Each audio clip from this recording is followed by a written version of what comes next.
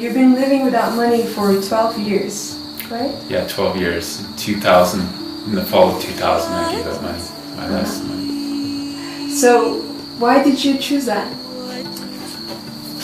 That's always a little difficult of a question because there's a lot of different reasons. It's something I actually thought about when I was a kid.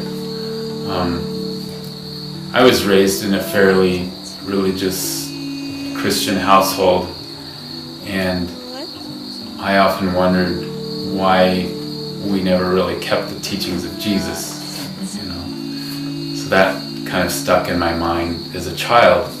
And then as I got older, I was very fascinated with religion and religions, and I studied other religions when I left home and found that they were all basically saying the same thing.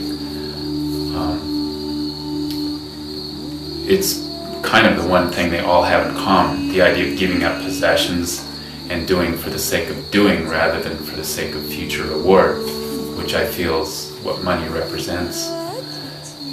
And I always wanted to find the common thread, that all these cultures agree upon. I figured that's the truth. And also, I was kind of a nature freak growing up, and I would look at nature and think, wow, it's so beautiful and it's so balanced, and it functions perfectly without money. And why can't we? What is this money thing? And then also looking at politics and our world money economy. I don't really think I have to do much commentary on that. It's like, just look around. Does it function well? And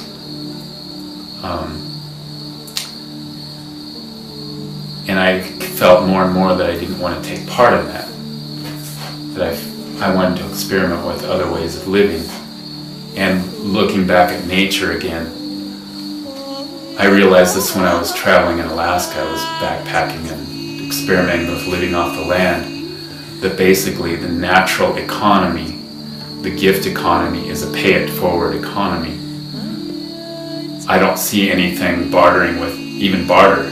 Like, I wanted to get away from even barter. Like, I don't see anything trading and calculating with anything else. It's just like a bear takes a raspberry from a bush, eats it. The bush demands nothing in return. The bear has no sense of guilt, and she moves on to somewhere else, and then she poops out raspberry seeds, feeds organisms in the soil, and on top of that propagates more raspberry plants, and everybody benefits, and the raspberry plant bush gets what it needs in return eventually. In fact, it gets exactly what it needs in return right when the bear takes the berry. And there's no accountant sitting next to the raspberry bush saying, wow, now we gotta keep tabs. How's this bush gonna get paid back? And that's the idea. I feel like, and going back to our Judeo-Christian myth, I was feeling more and more, and also studying it, like studying the Hebrew and everything, I was realizing this is the idea, this is what caused our fall from what we call grace. Grace means gratis, gratitude, they all come from the same root. Grace, gift economy.